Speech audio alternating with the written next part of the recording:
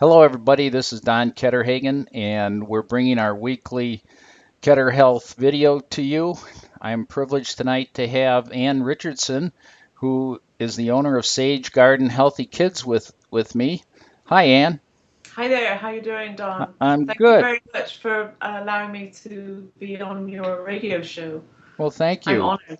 Thank you very much. We're glad to have you with us. Thank you. You don't have much of a southern accent. Can you give No, me a little background about where you're from and how you I ended am up in Naples? I am originally from the UK.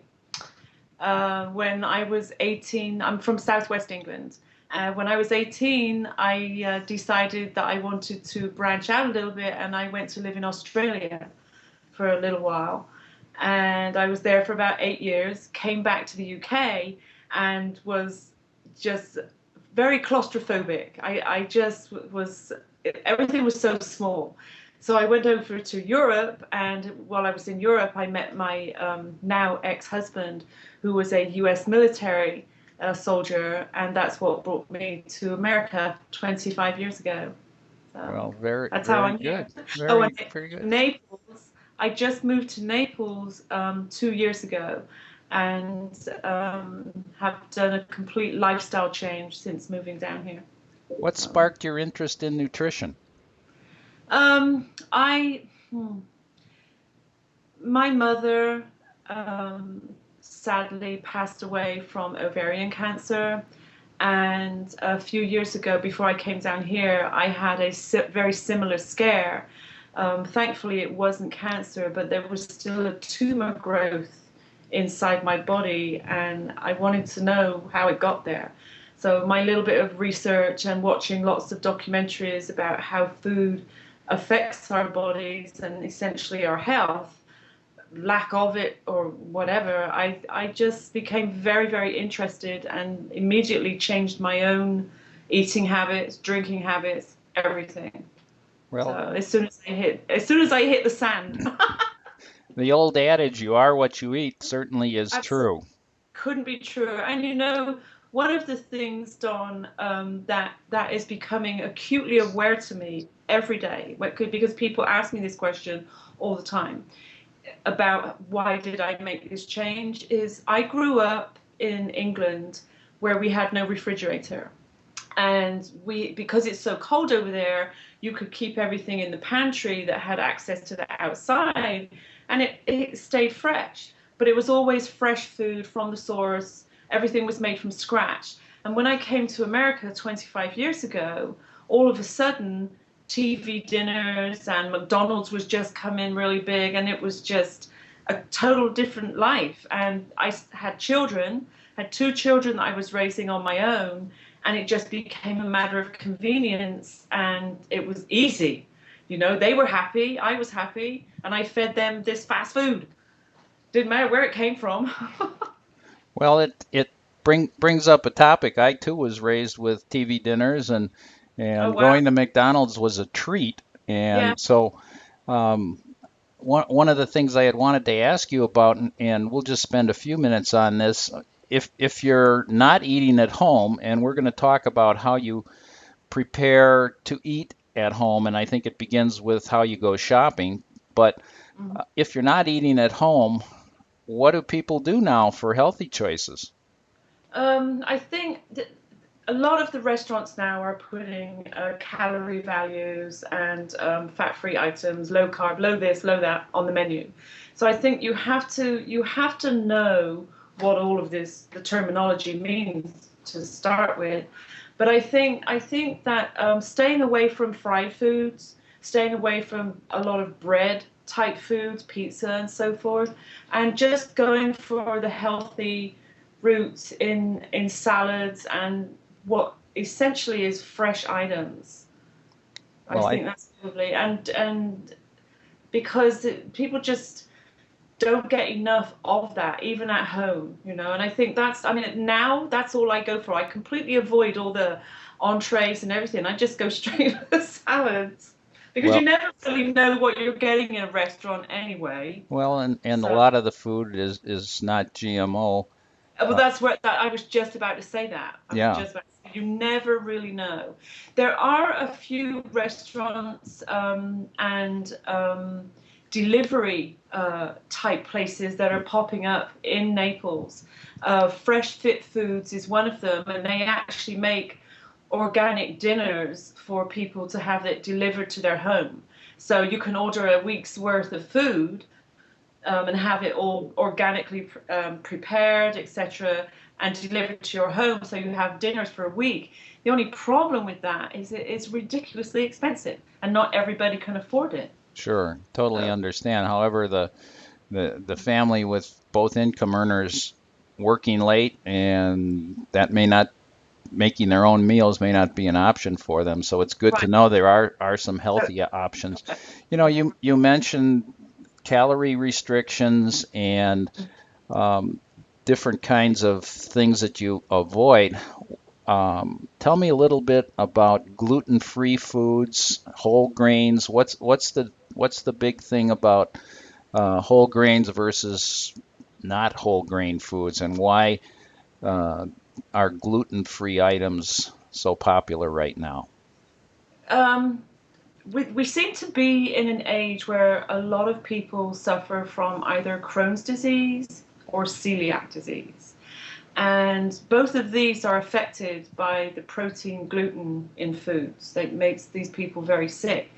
And my understanding is there seems to be a trend where you're better off if you don't have gluten in your diet. But I think that there are some people that need it, so shouldn't avoid it altogether. Okay, but the people that should stay away are definitely the Crohn's and celiac people because it can make them very, very sick, very sick. And it's a protein that is found in wheat, barley, and rye byproducts. So it's in a lot of stuff: bread, Right, right. biscuits, It's also pasta. also no big difference between whole grain and just your regular white bread that you get in terms of the gluten content, correct? Exactly, that is correct. Yeah, that's correct. So people say, "Oh, I'm not going to eat white bread anymore. I'm just going to eat whole wheat or brown bread." It doesn't make any difference. They're still Correct. getting the gluten that they really should probably avoid. So, You know that we have one of the leading experts in the world on the gluten challenges that we're all facing, Dr. David Perlmutter. He's written a great book called The Grain Brain. And oh, I've heard of that. yeah, Yeah. I would get that and encourage people to read it. His wife's also put out a cookbook that's also excellent. So, leaving David aside, tell me a little bit more about the programs of cooking that you do at the Sage Garden. Well, Sage Garden is an extension of Healthy Hands Cooking, which is started in South Carolina. And what our objective is to get children between the ages of 5 and 13 and start teaching them about healthy foods and also healthy cooking so that they can prepare foods themselves and understand why it is that these foods are good for them. So, and we do that in houses and so forth. But the children are, statistics are showing that when a child in this age group is allowed to participate in the kitchen and actually have a hands-on aspect of learning about this food, they're more inclined to try it and they're more inclined to enjoy it, even though they say they don't like green stuff. Okay, I'm not eating that because it's green. And for whatever reason, children have this thing about green food. I'm not really sure where it comes from or what it is, but they have more of a tendency to say, "Okay, I fixed that. I'm going to try it." And there's an element of pride as well that goes along with it because when they go home and show their parents what they've done, it's like when they're in art class and they draw a picture at school and they can't wait to go home and put it on the refrigerator. It's the same thing. So all of that entire concept, teaching about protein and different milks and gluten, etc. These children are infused with a power to go home and say, "Hey, mum and dad, this is what we should be doing. Let's try it, and I can show you how. How young do you start them? Well, currently the youngest is 5. Um, What but is the it? What does family that child make at age 5? at age 5, they make, let me see, they make smoothies, lots of smoothies. Children seem to love the different colors that the smoothies come in and all the wonderful fruit. They also make snack wheels, which is a wheat flatbread with a banana and peanut butter, and they roll it up and slice it up so it looks like little wheels. We've done veggie stir fry with brown rice, and the children actually get involved, no meat involved, and they love it because they learn kitchen safety as well. So they learn how to hold a knife and how to cut carrots Oh, and that's celery, good. broccoli. So they learn all the aspects about kitchen safety in addition to learning to cook. But they've made snack bags that contain organic products such as pretzels, nuts, and so forth. So they can make it all at once and then divide it up through the week so that when they come home from school, yay, they have something ready. How do you get their parents involved? Um, for the most part, the parents actually stay in the classroom, even though they don't have to. But they do. They tend to like gravitate towards what's going on. But the children will go home and share what they've done. They get to take their recipe book manual home and are able to share with the parents. But the parents are just as intrigued as the children. And for the most part, the parents are astounded that their children are as involved in the class and as interested in things that they claim not to like. Really? So it's quite an eye opener. It's It quite an eye sounds opener. it sounds like it. So it sounds mostly like you're talking about the kinds of late afternoon after school snacks and dinner snacks. Is breakfast still important? Do the kids Breakfast. learn how to do those things too? Absolutely. I'm actually teaching a class next week for some Girl Scouts, and the entire 3 hours is on why breakfast is so important, the foods that you should eat, and why you should eat them, etc. And breakfast is so critical for our young children, especially as they go back to school, because it's what they eat at that time of day after breaking fast for maybe 10 hours, with children sleep almost 10 hours now, is that they've got to refuel their body with energy with orange juice and maybe some toast with peanut butter. They need as much energy as they can to take them through the day, because who knows what they're going to eat at lunchtime? Who knows what they're going to eat at a snack break if they don't take it with them? So, yeah, they need to fuel their body for the entire day. So. We don't hear much about milk these days. When I was a kid, we used to have cookies and milk sitting there when we came home from school. What can you tell us about Milk milk? Milk consumption has drastically dropped in the United States over the last 3 or 4 years. And I think we may have a lot of our children suffer from lactose intolerance. And so people tend to stay away from that and are moving more towards almond milk and coconut milk and that rice milk, even because their children can't tolerate cow's milk anymore. So I think that's probably why cookies and milk is not such a popular thing. I think they moved on to other things. Certainly understand that. I love almond milk. I could drink. I prefer that, frankly, to That's what cow's I've milk. heard. It's delicious, absolutely Yeah, delicious. And yeah. what can you tell me about juicing? There's a lot of people doing Juicing. juicing. Yeah, juicing is. I'm a juicer myself.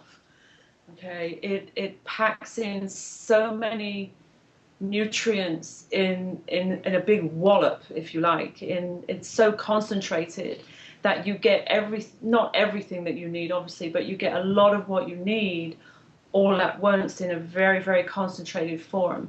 Whether or not it's good for children, I'm not really sure. I don't want to attest to that because I'm not really sure. Maybe once or twice, but I'm not really certain about giving children that concentrated juice. I'm not sure. Well, I'm sure So, you'll but you'll juice be is very finding out more about that. I noticed that absolutely. you're a certified helping or healthy hands cooking instructor, and tell me a little bit about that. And then I know you're going on for some additional certifications. Yeah, What kinds I of am. things are available for lay people to attend or get education on in other than through taking the classes and participating in your program? Are there online resources? What books do you recommend? All of Yeah, those there, questions. there's actually oh gosh, is it the Dairy Council of California? I think that's correct. I will probably have to update you on the exact name, but they have a really excellent program that runs. I don't know, maybe if you did it an hour a day, you could probably get so much education on healthy eating for 6 weeks easily. They have short programs, multiple question and answers after you've read something that helps you understand our children and their health and why it's important. And the Dairy Council of California, that's what it is. And there's also, I don't know how many videos on YouTube that you can sit down and watch and get extremely well educated on what is happening, not just in America, but in the entire world with regards to GMO, what foods are good for us and what's not, etc. Where our food is coming from, how long does it stay in a box before we get to eat it, that kind of thing. How fresh is it? You know. There's also a lot of the fitness gurus, if you like, have their own classes online that can help you understand better why you need to exercise every day and why it's critical that you have a healthy diet that encompasses the new pyramid for the children that is out there. So there's so many things that are available to us because of the internet.